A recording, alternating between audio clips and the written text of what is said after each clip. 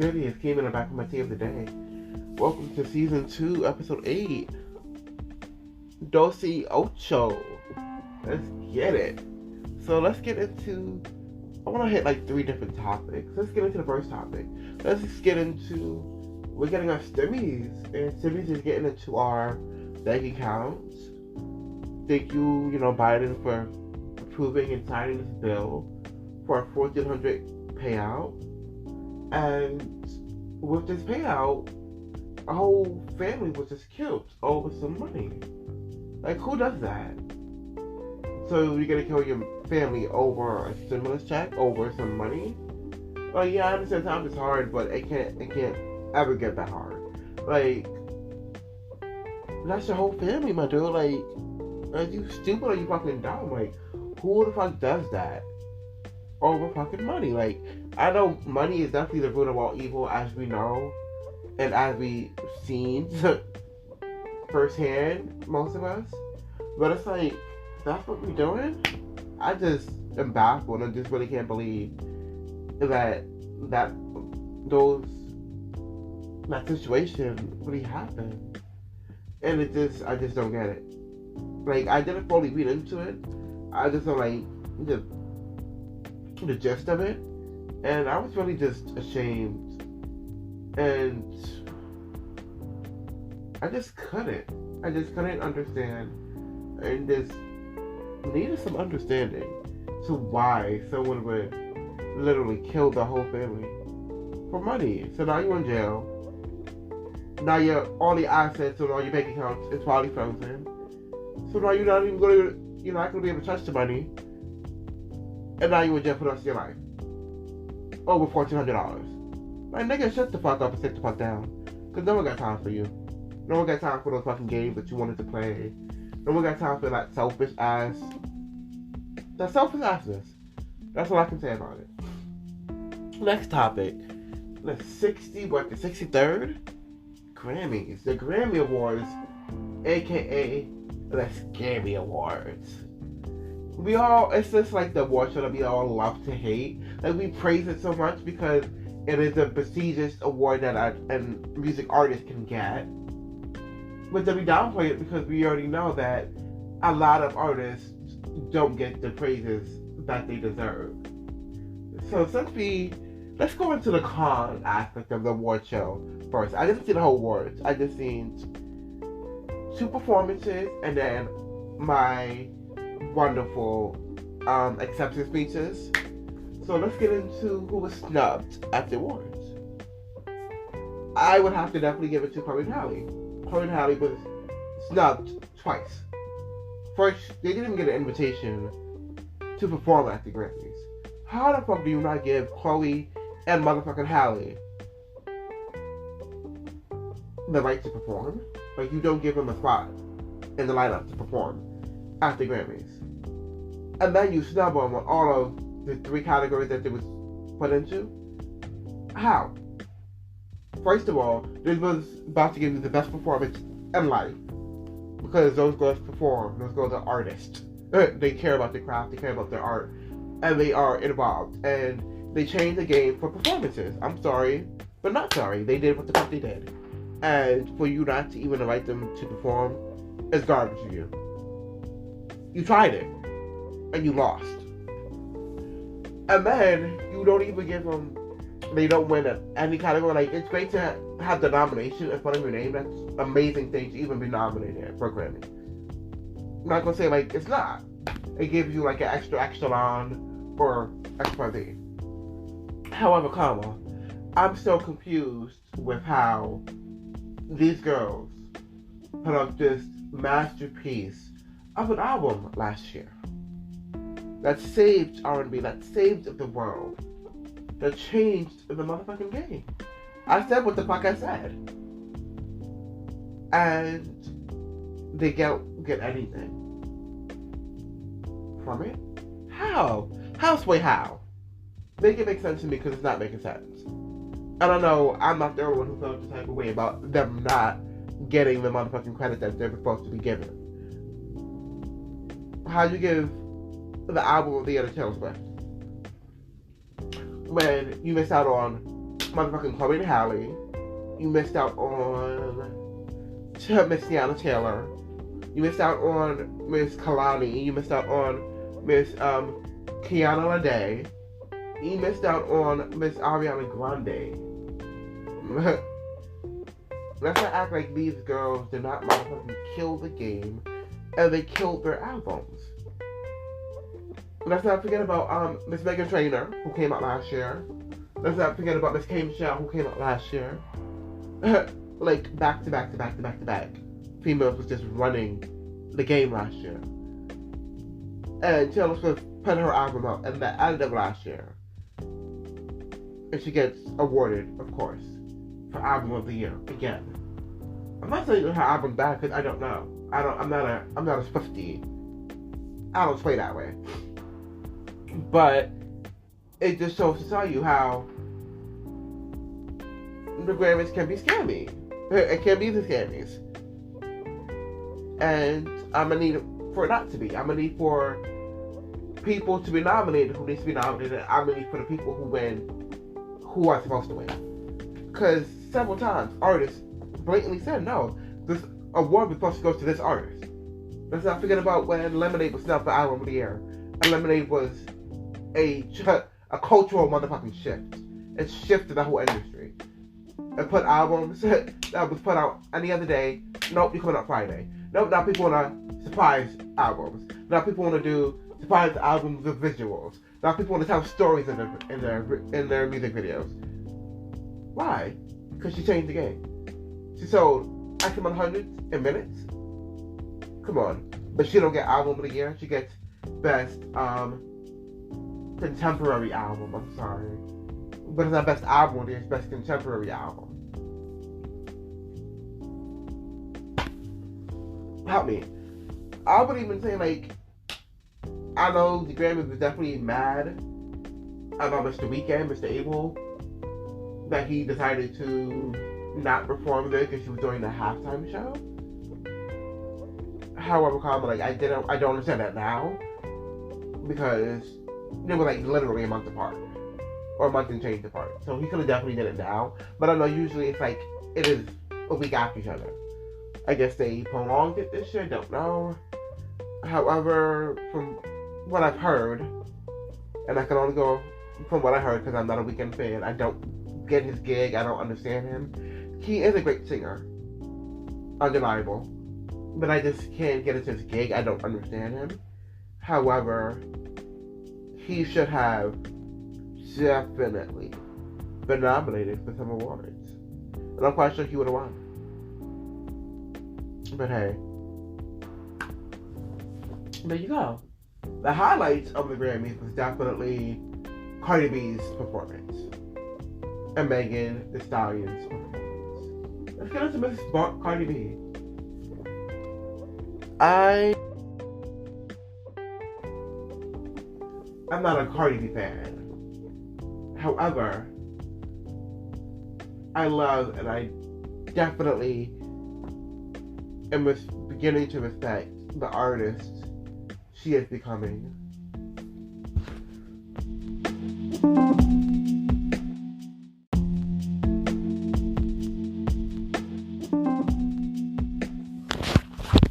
Yeah, I'm not a Cardi B stan whatsoever. However, I'm definitely respecting her artistry and the artist that she is trying to become. Do I respect her as a rapper? Absolutely. How the motherfucking no. She don't respect herself as a rapper. She doesn't respect herself to write her rhymes. She doesn't even know what kind of rapper she is. She's still trying to find what kind of rapper she's trying to become. However, we cannot deny how she's bringing something different to the rap game. How she's dancing. Like, rappers don't usually dance.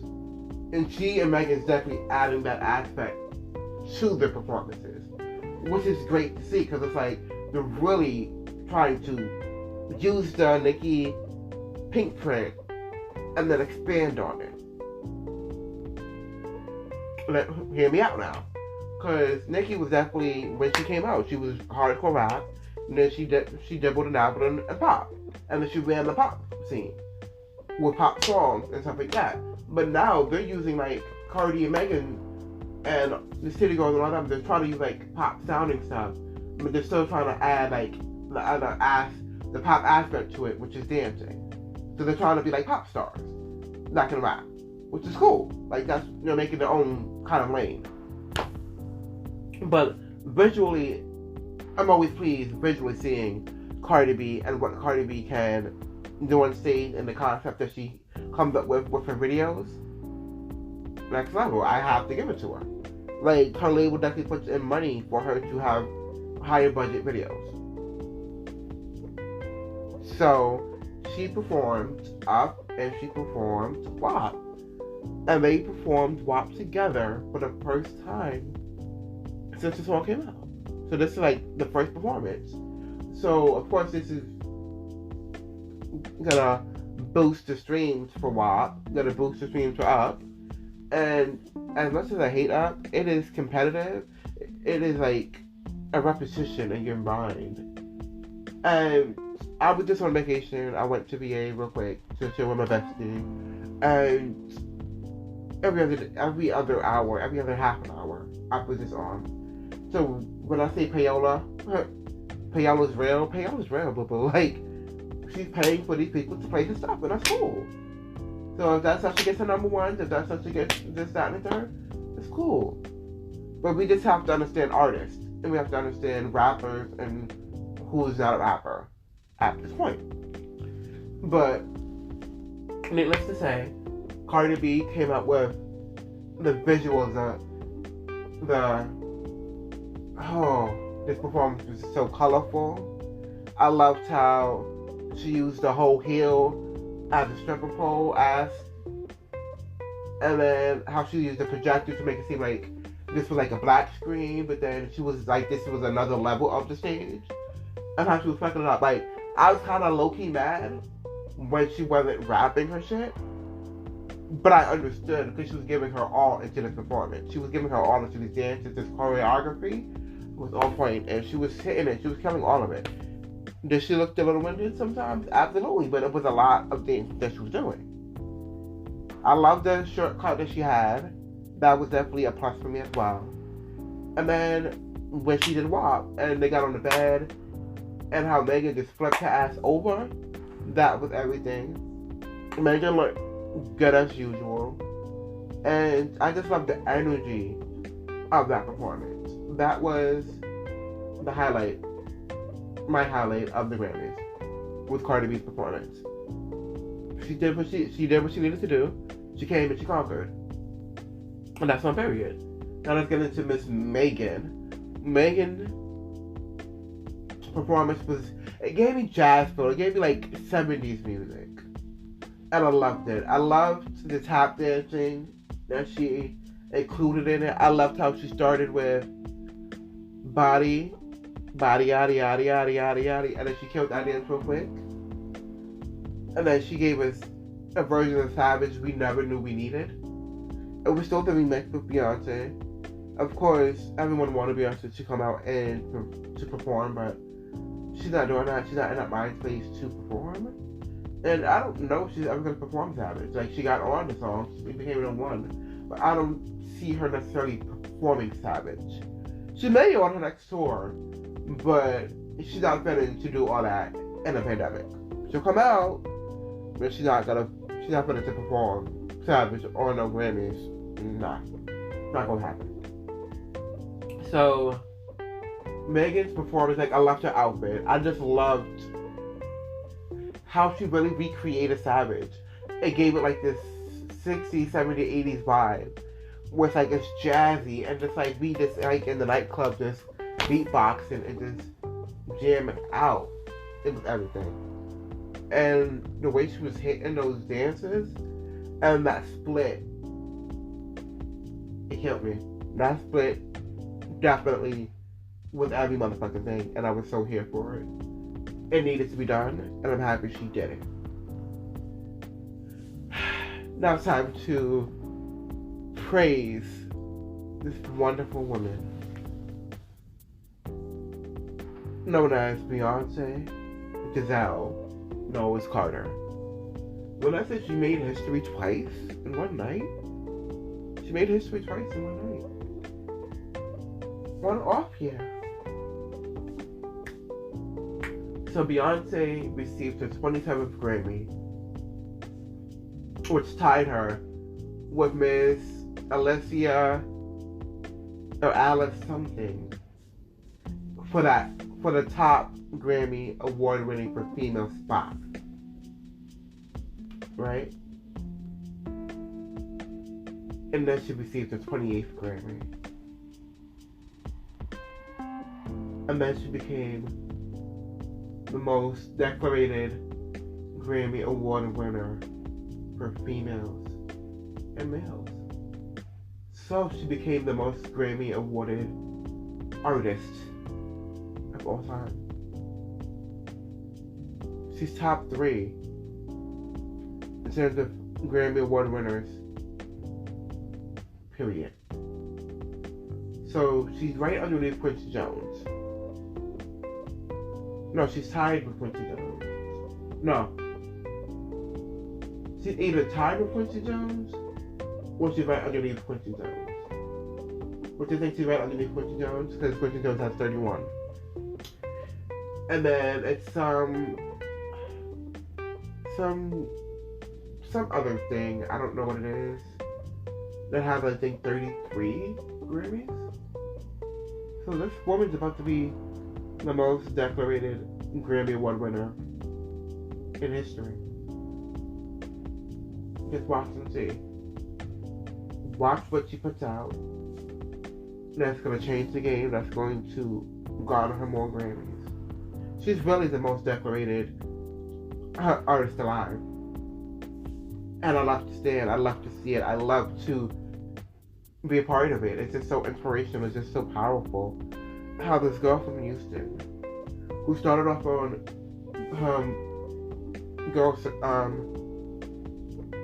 Star Search, then Girls Time, then Destiny's Child, then Solo, and we're here now. Damn near 30 years later, basically. Like, she's really just been killing it consistently for 30 years. And the way how she can just switch and don't care about the charts and still land number 1 hits. And still be on the charts. And still make noise without even trying. She's not even trying to have a hit anymore. Because she did that. She's done that. It's old. It's tired. I just love the place that she's in. It's just so fulfilling for me to be living in a time where we have a legend. And when people act like she's overrated, or when people try to discredit her, it's like, but you like this artist? Like, what the fuck is this? Like, what the fuck is this? Because I don't get it. The artistry, the work ethic is different. The talent is different. I digress. Like, now let's get into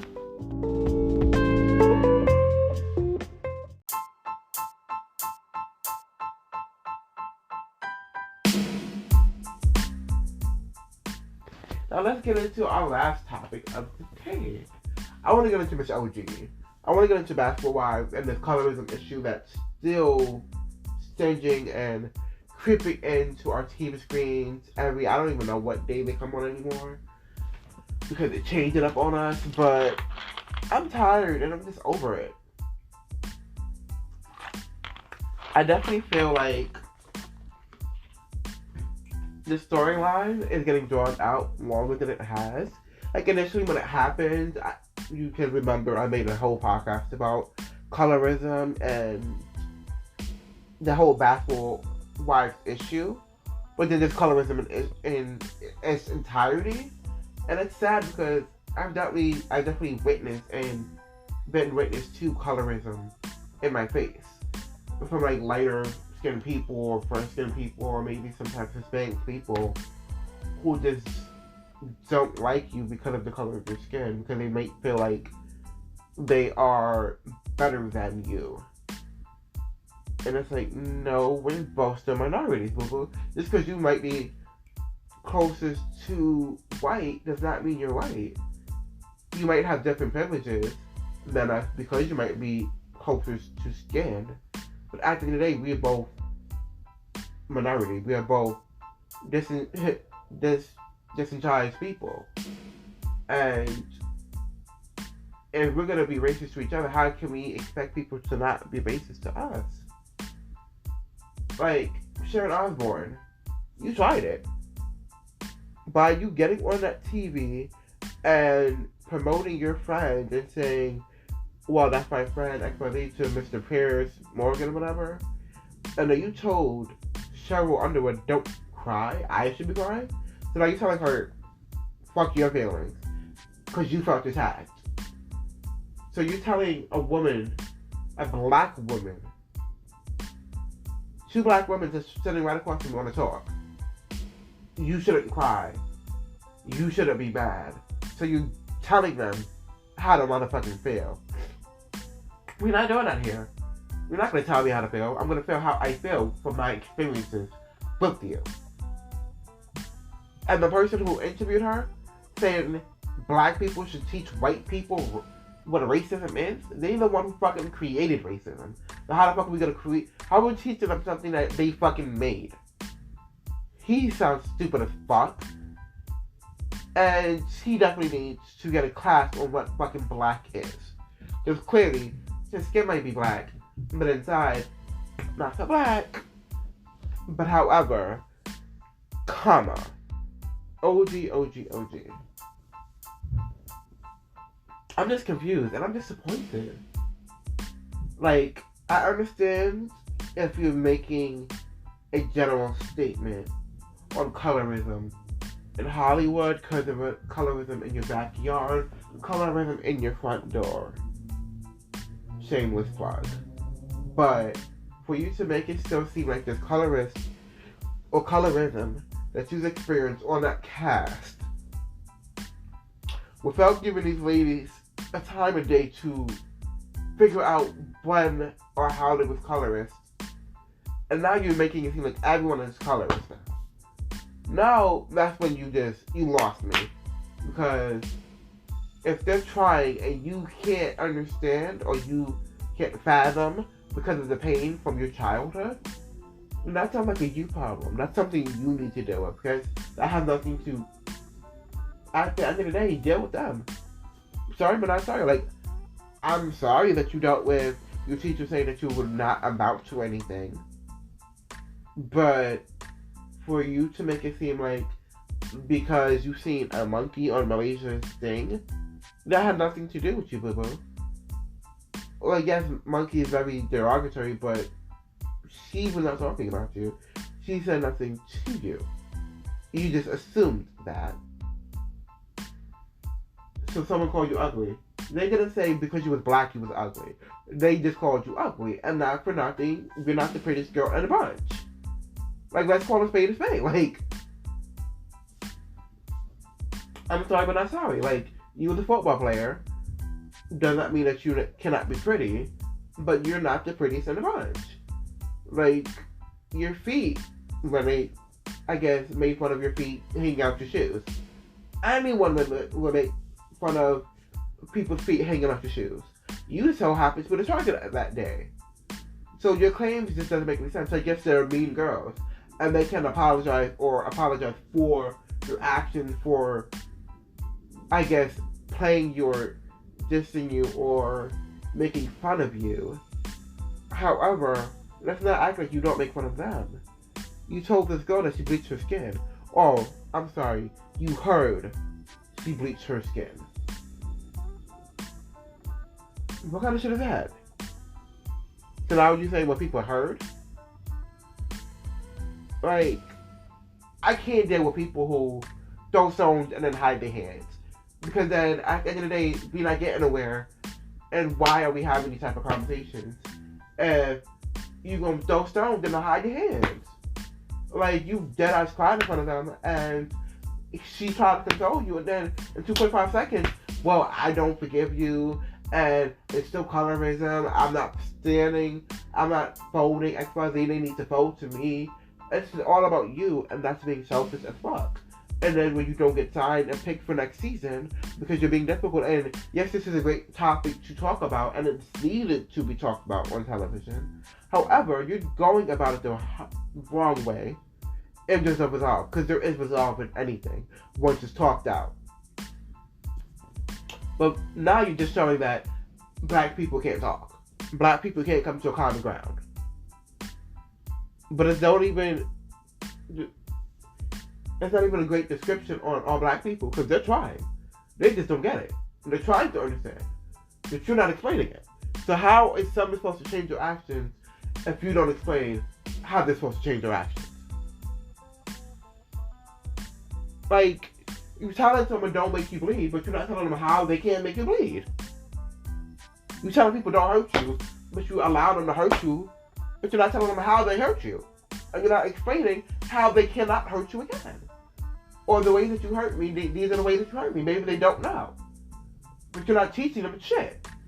So why you keep on saying that there's colorism and there's colorist and there's racist and XYZ, but you're not giving them the why. So how is it going to be resolved if you're not giving them why? You're not giving them the information to better themselves as a person. To see from your eyes. And then hopefully you'll be able to see from theirs. But you're not even trying to see from theirs. You're not trying to understand their perspective of not understanding. Like, it sucks when a black person tells a black person, you teach a white person about not being racist. But when a black person goes to another black person and tells them the experience, but not able to put the experience into words, to then teach that person how they hurt them, is just a waste of time. And no experience is a waste of time. It's just the fact of, what are we doing then? You have these feelings. I'm trying to get through. Not necessarily wanting to be your friend. I'm just trying to understand.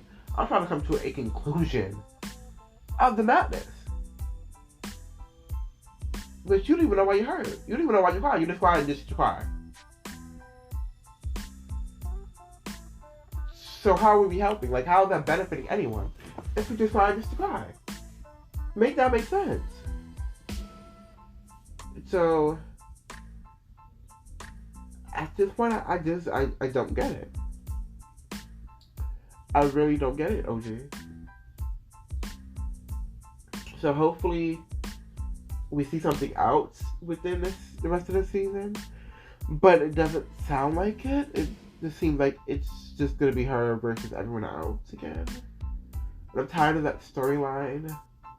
I'm just over it. I think it's time to just call it quits, OG. Because clearly you're not a great mesh with this cast. And there's a lot of trauma that you need to deal with personally so you can help grow. Because there's no colorism in this group. No one gets treated better because they're light skinned. There's barely many light skinned people on there. So clearly you're just talking about one person, who's Evelyn, who is ashamed of herself for patting her pussy on TV. Because at the end of the day, she has a daughter to go home to that she has to answer to. Or why she decided to pat her pussy on TV. But then you went back and said she's not black. And Chatty wants me.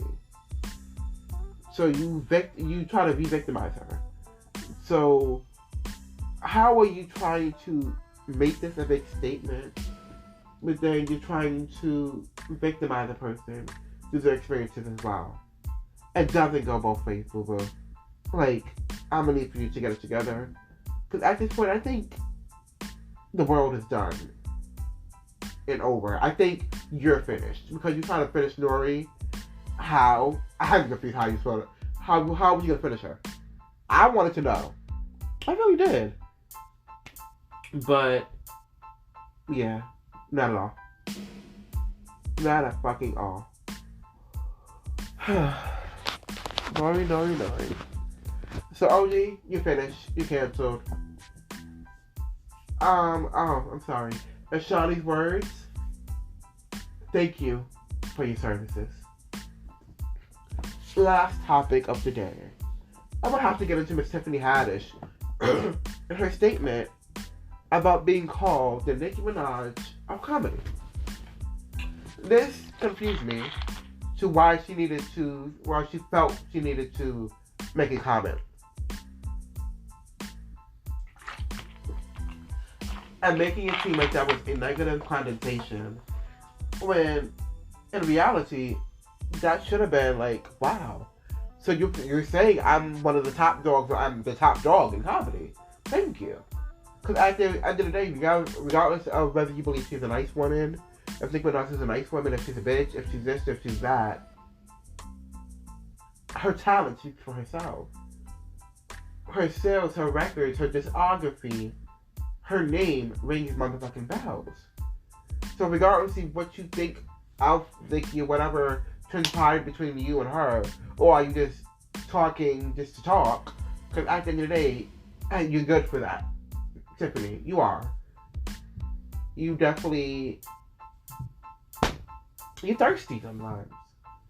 And I don't understand it. Like, you're a big star. You was in comedy for 15 years, something like that, and you just finally got your big break. And I'm happy for that. But then it's like, you became not funny anymore. You became thirsty for attention. Thirsty for a job. Just thirsty to be liked. And I lost respect for you when that happened. About you making a statement about Nicki Minaj, whether this is true or not, I don't know Nicki. I have not seen her or met her. And by calling her rude, how is she rude if the only time that she talks and when she's defending herself? And we're not gonna act like people should not defend themselves, because they should. Yes, she is in another echelon where she doesn't have to, because she is the queen of rap. However, she's still human, and she's still hood.